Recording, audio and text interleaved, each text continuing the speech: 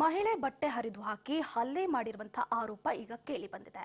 ಮಹಿಳೆಯ ಮನೆಯ ಸುತ್ತಮುತ್ತ ಈಗ ಕಾಕಿ ಬಿಗಿ ಬಂದೋಬಸ್ತನ್ನು ಕೂಡ ಆಯೋಜನೆ ಮಾಡಿರುವಂತದ್ದು. ದೂರು ದಾಖಲಾಗ್ತಾ ಇದ್ದಂತೆ ಸ್ಥಳಕ್ಕೆ ಕಮಿಷನರ್ ದೌಡಾಯಿಸಿದ್ದಾರೆ. ಸಾರ್ವಜನಿಕವಾಗಿ ಮಹಿಳೆಯ ಬಟ್ಟೆಯನ್ನ ಹರಿದ ಹಾಕಿ ಏನು ಹಲ್ಲೆ ಮಾಡಿರುವಂತಹ ಘಟನೆ ನಡೆದಿರುವಂತದ್ದು ನಿಜಕ್ಕೂ ಕೂಡ ಅಮಾನವೀಯ ಘಟನೆ ಇದು. ಮಹಿಳೆಯ ಮನೆಯ ಸುತ್ತಮುತ್ತ ಈಗ ಕಾಕಿ ಬಿಗಿ ಬಂದೋಬಸ್ತನ್ನು ಕೂಡ ಆಯೋಜನೆ ಮಾಡಲಾಗಿದೆ. ಯಾವಾಗ ದೂರು ದಾಖಲಾಯಿತೋ ಸ್ಥಳಕ್ಕೆ ಈಗಾಗಲೇ ಕಮಿಷನರ್ ದೌಡಾಯಿಸಿದ್ದಾರೆ. ಘಟನೆ ಬಗ್ಗೆ ಮಾಹಿತಿಯನ್ನ ಪಡ್ಕೊಳ್ತಾ ಇದ್ದಾರೆ ಪೊಲೀಸ್ ಕಮಿಷನರ್. ಗಮನಿಸಬಹುದು ಒಂದು ಕಡೆ ದೃಶ್ಯಗಳನ್ನ. ಎಂತಹ ಹೀನ ಕೃತ್ಯ ಇದು. ಬೆಳಗಾವಿ ಕಮಿಷನರ್ ಯಾಡಾ ಮಾರ್ಟಿನ್ ಪರಿಶೀಲನೆಯನ್ನ ನಡೆಸ್ತಾ ಇದ್ದಾರೆ. ಏನು ಈ ರೀತಿಯಾದಂತಹ ಕುಕೃತ್ಯ ನಿಜಕ್ಕೂ ಕೂಡ ಅದರಲ್ಲೂ ಮುಖ್ಯವಾಗಿ ಕುಂದಾನಗರಿಯಲ್ಲಿ ನಡೆದಿದೆ ಅಂತಂದ್ರೆ ಇದು ಒಂಥರ ತಲೆ ತಗ್ಗಿಸುವಂತಹ ಕೆಲಸ. ಈ ಹಿಂದೆ ಮಣಿಪುರದಲ್ಲಿ ಆದಂತಹ ಘಟನೆ ನಿಜಕ್ಕೂ ಎಲ್ಲರನ್ನ ತಲೆ ತಗ್ಗಿಸುವಂತೆ ಮಾಡಿತ್ತು. ಈಗ ನಮ್ಮ ರಾಜ್ಯದಲ್ಲೇ ಅದರಲ್ಲೂ ಮುಖ್ಯವಾಗಿ ಬೆಳಗಾವಿಯಲ್ಲೇ ಈ ರೀತಿಯಾದಂತಹ ಅಮಾನುಷ ಕೃತ್ಯ ನಡೆದಿದೆ. ಈಗಾಗಲೇ ಏನು ಭೇಟಿಯನ್ನ ನೀಡಿದ್ದಾರೆ ಬೆಳಗಾವಿ ಕಮಿಷನರ್ ಆದಂತಹ ಯಾಡಾ ಮಾರ್ಟಿನ್ ಅವರು. ಗಮನಿಸಬಹುದು ಏನು ಹಲ್ಲೆಗೆ ಒಳಗಾದಂತಹ ಮಹಿಳೆ ಹಾಗೆ ಕುಟುಂಬಸ್ಥರ ಜೊತೆ ಮಾತಾಡ್ತಾ ಇದ್ದಾರೆ. ಇಂತಹ ಕೃತ್ಯ ನಿಜಕ್ಕೂ ಕೂಡ ಎಲ್ಲರನ್ನ ಒಂದು ಕಡೆ ತಲೆ ತಗ್ಗಿಸುವಂತೆ ಮಾಡಿದೆ ಅಂತಾನೆ ಹೇಳ್ಬೋದು.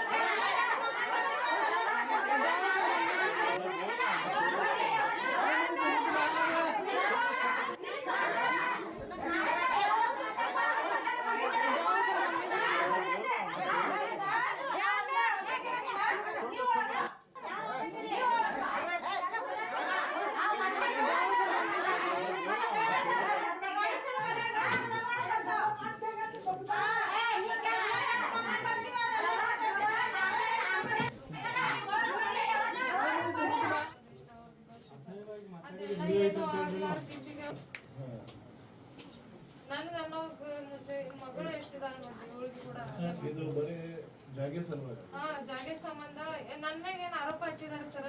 ಗಂಡಸರು ನನ್ಗೆ ಇಲ್ಲ ಈ ಕಿಟಕಿ ಇಲ್ಲ ರೀ ನಮ್ಮ ಇದಕ್ಕೆ.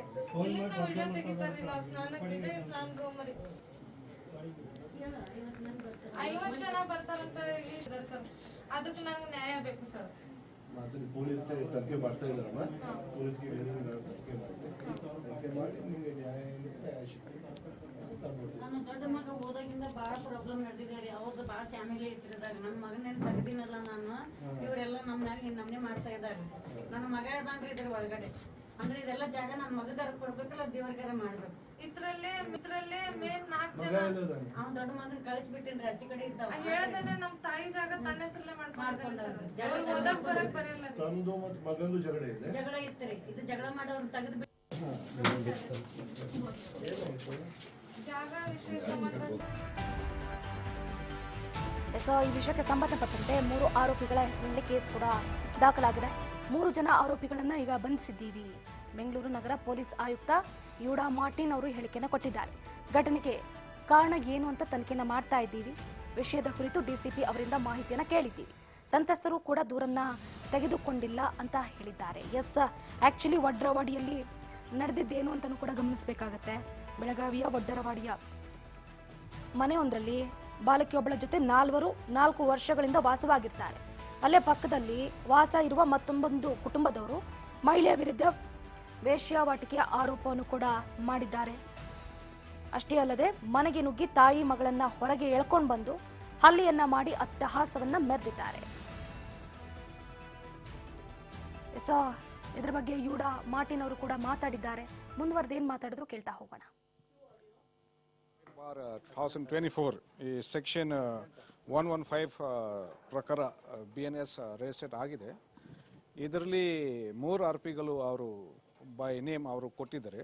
ಮತ್ತು ಈಗ 3 ಆರೋಪಿಗಳು ಕೂಡ ನಾವು ಅರೆಸ್ಟ್ ಮಾಡಿದ್ವಿ, ಸೆಕ್ಯೂರ್ ಮಾಡಿದ್ವಿ. ಸೊ ಇದರಲ್ಲಿ ಏನಾಗಿದೆ, ಆ್ಯಕ್ಚುಲಿ ಅವರು ಮತ್ತು ಅವ್ರ ಅಕ್ಕಪಕ್ಕ ಮನೆಯವರ ಜೊತೆಗೆ ಸ್ವಲ್ಪ ಜಗಳ ಆಗಿದೆ. ಬೇರೆ ಇಶ್ಯೂ ಸಂಬಂಧಪಟ್ಟೆ ಸ್ವಲ್ಪ ಗಲಾಟೆ ಆಗಿದೆ, ಮತ್ತು 13 ತಾರೀಕದಲ್ಲಿ ಇದು ಇಶ್ಯೂ ಆಗಿದೆ.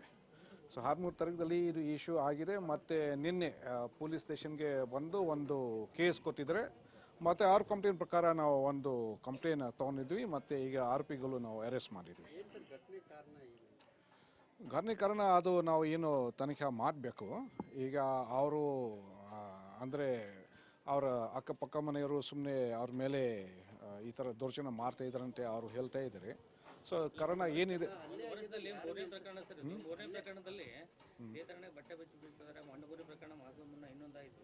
ಕಾನೂನು ಸುವ್ಯವಸ್ಥೆ ಯಾಕೆ ಹದಗೆಡ್ತಾ ಇದೆ, ಯಾಕೆ ನಿಮ್ಮ ಸಿಬ್ಬಂದಿಗಳನ್ನು ನಿರ್ಲಕ್ಷ್ಯ ಮಾಡ್ತಾ ಇದ್ದಾರೆ? ಅದಕ್ಕೆ ನಾನು ಕೂಡ ಈ ವಿಷಯ ಬಗ್ಗೆ ನಾನು ಒಂದು ರಿಪೋರ್ಟ್ DCP ಇಂದ ನಾನು ಕೇಳಿದ್ದೀನಿ, ಅಂದರೆ ಏನಾಗಿದೆ ಮತ್ತು ಯಾಕೆ ತಕ್ಷಣ ಅದು ಅರೆಸ್ಟ್ ಆಗಿಲ್ಲ. ಅದು ನಾನು 25/2024 ಈ ಸೆಕ್ಷನ್ 115 ಪ್ರಕಾರ BNS ರಿಜಿಸ್ಟರ್ ಆಗಿದೆ.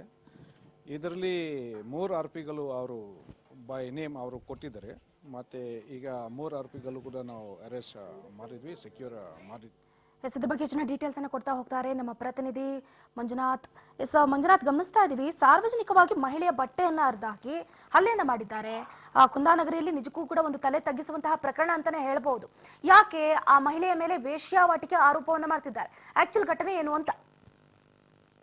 ಹೌದು ಚಂದ್ರಕಲಾ, ಇದೊಂದು ಅಮಾನವೀಯ ಘಟನೆ ಅಂತಾನೆ ಹೇಳ್ಬೋದು. ಇದು ಬೆಳಗಾವಿ ಒಟ್ರವಾಡಿ ನಗರದಲ್ಲಿ ನಡೆದಿರ್ತಕ್ಕಂಥ ಏನ್ ಘಟನೆ ಇದೆ, ಈ ಘಟನೆ ಹಿಂದೆ ಏನ್ ಆ ಬಾಜು ಪಕ್ಕದ ಮನೆಯವರು ಏನಿದ್ದಾರೆ ಅಷ್ಟೇಕರ್ ಎಂಬ ಫ್ಯಾಮಿಲಿ ಏನ್ ಮಾಡ್ತಾ ಇದೆ, ಇವ್ರ ಮೇಲೆ ಒಂದು ಆರೋಪ ಮಾಡುತ್ತೆ. ಏನಂದ್ರೆ ನೀವು ವೇಶ್ಯಾವಾಟಿಕೆ ನಡೆಸ್ತಾರೆ, ಇಲ್ಲಿ ಮನೆಯಲ್ಲಿ ದಿನಕ್ಕೆ ಒಂದು 50 ಜನ ಬಂದು ಹೋಗ್ತಾರೆ, ಇದರಿಂದ ಇಲ್ಲಿ ನಾವು ಅಂದ್ರೆ ಪ್ರಾಬ್ಲಮ್ ಆಗುತ್ತೆ ಅಂತ ಹೇಳಿ ಆ ಮಹಿಳೆಯನ್ನ ಹೊರಗೆ ಎಳೆದು ಮೊದಲು ಅಂದ್ರೆ ಮಂಗಳವಾರ ಅವರ ತಾಯಿಯನ್ನ ಕೂಡ ಮೇಲೆ ಹಲ್ಲೆ ಮಾಡಿರ್ತಾರೆ. ಇದನ್ನ ಅಂದ್ರೆ ಇದಕ್ಕೆ ನನಗೆ ನ್ಯಾಯ ಕೊಡಿಸಿ ಅಂತ ಹೇಳಿ ಪೊಲೀಸ್ ಸ್ಟೇಷನ್ಗೆ ಏನ್ ಹೋಗಿರ್ತಾಳೆ ಮಗಳು, ಅಲ್ಲಿ ಕೂಡ ಪಂಚರು ಬಂದು ಅಲ್ಲಿ ಯಾವುದೇ ರೀತಿಯಾದಂತ ಪೊಲೀಸರು ಕ್ರಮ ಕೈಗೊಳ್ಳದೆ ಇದ್ದ ಕಾರಣ ಅಂದ್ರೆ ಮತ್ತೆ ಅದೇ ರೀತಿಯಾಗಿ ನೀನು ಪೊಲೀಸ್ ಸ್ಟೇಷನ್ಗೆ ಹೋಗ್ತೀಯ ಅಂತ ಹೇಳಿ ಏನು ಅಷ್ಟು ಸಾರ್ವಜನಿಕವಾಗಿ ಅಂದ್ರೆ ಅಲ್ಲಿ ಒಂದು ಗುಂಪು ಮಾಡಿಕೊಂಡು ಪಂಚರ್ ಇರ್ಬೋದು ಮತ್ತು ಅಷ್ಟೇಕರ್ ಎಂಬ ಏನ್ ಫ್ಯಾಮಿಲಿ ಇದೆ, ಇವ್ರು ಎಲ್ಲರೂ ಕೂಡಿ ಆ ಮಹಿಳೆ ಮೇಲೆ ನಿನ್ನೆ ರಾತ್ರಿ ಏನ್ ಹಲ್ಲೆ ಮಾಡ್ತಾರೆ. ಹಲ್ಲೆ ಅದಾದ ನಂತರ ಏನ್ ಮಾಡ್ತಾರೆ, ಅವರು ಅದನ್ನ ಹೋಗಿ ಏನ್ ಪೊಲೀಸ್ ಸ್ಟೇಷನ್ಗೆ ಹೋಗಿ ಕುಂದಿರ್ತಾರೆ. ಪೊಲೀಸರು ಸ್ವಲ್ಪ ಅಂದ್ರೆ ಏನು FIR ಮಾಡೋ ಒಂದು ಹಿಂದೇಟ್ ಹಾಕ್ತಾರೆ. ಅದರಿಂದ ಅವರು ಎಲ್ಲರೂ ಕೂಡಿ ಅಂದ್ರೆ ಇವತ್ತು ನಮಗೆ ನ್ಯಾಯ ಕೊಡಿಸಿ ಅಂತ ಹೇಳಿ ಕಮಿಷನರ್ ಗಮನಕ್ಕೆ ಏನ್ ಬರುತ್ತೆ. ಅದಾದ ನಂತರ ಕಮಿಷನರ್ ಆಗಿರ್ಬೋದು, DCP ಅವರಾಗಿರ್ಬೋದು ಮತ್ತು ಸ್ಥಳೀಯ ಶಾಸಕರಾಗಿರ್ತಕ್ಕಂಥ ಏನ್ ಆಸಿಫ್ ಸೇಠ್ ಅವರು ಇದ್ದಾರೆ ಕೂಡ ಎಲ್ಲರೂ ಬಂದು ಅವರಿಗೆ ಒಂದು ಧೈರ್ಯ ತುಂಬ ಕೆಲಸವನ್ನು ಕೂಡ ಮಾಡಿದ್ದಾರೆ. ನಾವು ನಿಮ್ ಜೊತೆಗಿರ್ತೀವಿ, ಯಾವುದೇ ರೀತಿಯಾದಂತ ನಿಮ್ಗೆ ಏನು ತೊಂದರೆ ಆಗದ ರೀತಿಯಲ್ಲಿ ನಾವು ನಿಮ್ಗೆ ಅಂದ್ರೆ ಸಹಾಯ ಕೂಡ ಮಾಡ್ತೀವಿ. ಮತ್ತೆ ಇದು ಕಾನೂನು ರೀತಿಯಲ್ಲಿ ಏನ್ ಆಗ್ಬೇಕು, ಅವ್ರಿಗೆ ಯಾರು ನಿಮ್ಮ ಮೇಲೆ ಹಲ್ಲೆ ಮಾಡಿದ್ದಾರೆ ಕಾನೂನು ರೀತಿಯಲ್ಲಿ ಏನೇನ್ ಕ್ರಮ ಕೈಗೊಳ್ಳಬೇಕು ಅದೆಲ್ಲವನ್ನು ಮಾಡ್ತೀವಿ. ಮತ್ತೆ ಈಗ ಸದ್ಯ ಏನ್ ಹೇಳ್ಬೇಕಂದ್ರೆ ಪೊಲೀಸ್ ಕಮಿಷನರ್ ಹೇಳಿರ್ತಕ್ಕಂಥದ್ದು ಈಗ ಮನೆ ಸುತ್ತಮುತ್ತ ಕೂಡ ಏನ್ ಪೊಲೀಸ್ ಬೀಟ್ ಕೂಡ ಹಾಕಿದ್ದಾರೆ ಚಂದ್ರಕಲಾ. ಈಗಾಗಲೇ ಘಟನಾ ಸ್ಥಳಕ್ಕೆ ಸ್ಥಳೀಯ ಶಾಸಕರು ಕೂಡ ಭೇಟಿಯನ್ನ ಕೊಟ್ಟಿದ್ದಾರೆ. ಅವ್ರು ಏನು ಒಂದು ಭರವಸೆಯನ್ನ ಕೊಟ್ಟಿದ್ದಾರೆ ಆಕೆಗೆ ಅಂತ? ಹೌದು ಚಂದ್ರಕಲಾ, ಏನ್ ಸ್ಥಳೀಯ ಶಾಸಕರಾಗಿರ್ತಕ್ಕಂಥ ಏನ್ ಆಸಿಫ್ ಸೇಠ್ ಅವ್ರು ಬರ್ತಾರೆ, ಇದು ನೀವು ಯಾವುದೇ ರೀತಿಯಾದಂತ ಭಯ ಪಡುವ ಅವಶ್ಯಕತೆ ಇಲ್ಲ. ಮತ್ತು ಇದರ ಹಿಂದೆ ಅಂದ್ರೆ ಇದರ ಹಿಂದೆ ಯಾರ್ಯಾರಿದ್ದಾರೆ ಎಲ್ಲರಿಗೂ ಕೂಡ ಕಾನೂನು ರೀತಿಯಲ್ಲಿ ಏನ್ ಶಿಕ್ಷೆ ಆಗಬೇಕು ಅದನ್ನ ಕೊಡಿಸುವ ಕೆಲಸವನ್ನ ನಾನು ಕೂಡ ಮಾಡ್ತೀನಿ. ಇದಲ್ಲದೆ ಮತ್ತೆ ನಿಮ್ಗೆ ಈಗ ಏನ್ ಪೊಲೀಸರ ತನಿಖೆಯಲ್ಲಿ ಯಾವುದೇ ರೀತಿಯಾದಂತ ಏನೇ ಆದರೂ ಕೂಡ ನಾನು ಅದ್ರ ಹಿಂದೆ ನಿಂತುಕೊಂಡು ನಿಮಗೆ ನ್ಯಾಯ ಕೊಡಿಸುವ ಕೆಲಸವನ್ನು ಕೂಡ ಮಾಡ್ತೇನೆ ಅಂತ ಹೇಳ್ತಾ ಇದ್ದಾರೆ ಚಂದ್ರಕಲಾ. ಓಕೆ, ಒಂದು ಕಡೆ ಹಲ್ಲೆಕೋರರ ಆರೋಪ ಗಂಭೀರವಾಗಿ ಕೇಳಿ ಬರ್ತಾ ಇದೆ. ಯಾಕಂತಂದ್ರೆ ದಿನಕ್ಕೆ 50 ಜನ ಬಂದು ಹೋಗ್ತಾ ಇದ್ದಾರೆ ಅಂತಂದ್ರೆ ಅಲ್ಲಿನ ಸ್ಥಳೀಯ ಪೊಲೀಸರು ಏನ್ ಮಾಡ್ತಾ ಇದ್ರು? ಹಾಗಾದ್ರೆ ವೇಶ್ಯಾವಾಟಿಕೆ ರಾಜಾರೋಷವಾಗಿ ನಡೀತಾ ಇತ್ತಾ ಹೇಗೆ ಅಂತ? ಚಂದ್ರಕಲಾ, ಇದು ಆರೋಪ ಮಾಡ್ತಾ ಇರೋದು ಇದರದ ಮೂಲ ಉದ್ದೇಶ ಇರತಕ್ಕಂಥದ್ದು ಏನು ಈ ಏನ್ ಮನೆ ಇದೆಯಲ್ಲ, ಈ ಮನೆ ಪಕ್ಕದಲ್ಲಿ ಒಂದು ದೇವಸ್ಥಾನ ಇದೆ. ಅವ್ರು ಹೇಳ್ತಾ ಇರೋ ಹಳ್ಳಿಗೆ ಒಳಗಾದ ಮಹಿಳೆ ಹೇಳ್ತಾ ಇರುವಂತದ್ದು, ಈಗ ಏನ್ ದೇವಸ್ಥಾನದ ಪಕ್ಕದಲ್ಲಿ ಇರ್ತಕ್ಕಂಥ ಏನ್ ಮನೆ ಇದೆ ಇವ್ರದ್ದು, ಈ ಮನೆ ದೇವಸ್ಥಾನಕ್ಕೆ ಕೊಡ್ಬೇಕಂದು ಈ ಹಿಂದೆ ಏನ್ ಪಂಚರು ಇರ್ತಾರೆ ಅವ್ರಿಗೆ ಒಂದ್ ಬೇಡಿಕೆ ಇಟ್ಟಿರ್ತಾರೆ. ಆದ್ರೆ ಇವರಿಗೆ ಒಂದು ಹಕ್ಕು ಪತ್ರವನ್ನ ಸರ್ಕಾರದಿಂದ ವಿತರಣೆ ಮಾಡಿದ ಕಾರಣ ಆ ಮನೆ ಆ ದೇವಸ್ಥಾನಕ್ಕೆ ಹೋಗದೆ ಇದ್ದಿದ್ರು ಮೊದಲಿಗಿಂತ ಈ ರೀತಿ ಅವ್ರನ್ನ ಮನೆಯಿಂದ ಬಿಡಿಸಿ ಈ ಜಾಗವನ್ನ ಏನಿದೆಯಲ್ಲ ಆ ಸ್ಥಳ ಅವ್ರು ಇರ್ತಕ್ಕಂಥ ವಾಸ ಮಾಡ್ತಾ ಇರ್ತಕ್ಕಂಥ ಮನೆಯನ್ನ ಈಗ ಅದನ್ನ ಗುಡಿಗೆ ಉಪಯೋಗ ಮಾಡ್ಬೇಕಂತ ಹೇಳಿ ಆ ಪಂಚರೆಲ್ಲ ಕೂಡಿ ಮೊದ್ಲಿಗಿಂತೂ ಈ ರೀತಿಯಾಗಿ ಅವ್ರ ಮೇಲೆ ದೌರ್ಜನ್ಯ ನಡೀತಾನೆ ಬರ್ತಾ ಇರ್ತದೆ. ಅದನ್ನೆಲ್ಲ ತಿಳಿದುಕೊಂಡಿರ್ತಕ್ಕಂಥ ಏನ್ ಪಂಚರ್ ಇರ್ಬೋದು ಮತ್ತು ಅವ್ರ ಅಷ್ಟೇ ಏನ್ ಫ್ಯಾಮಿಲಿ ಇದೆ ಆ ಒಂದ್ ಕಾರಣ ಇಟ್ಕೊಂಡು ಇವ್ರ ಮೇಲೆ ಬೇರೆ ಆರೋಪ ಅಂದ್ರೆ ಇವರು ವೇಶ್ಯಾವಾಟಿಕೆ ಮಾಡ್ತಾರಂತ ಹೇಳಿ ಒಂದು ಆರೋಪ ಇಟ್ಕೊಂಡು ಇವ್ರ ಮೇಲೆ ಹಲ್ಲೆ ಮಾಡ್ತಾರೆ ಚಂದ್ರಕಲಾ. ಥ್ಯಾಂಕ್ ಯು ಮಂಜುನಾಥ್, ನಿಮ್ಮ ಕಂಪ್ಲೀಟ್ ಮಾಹಿತಿಗಾಗಿ.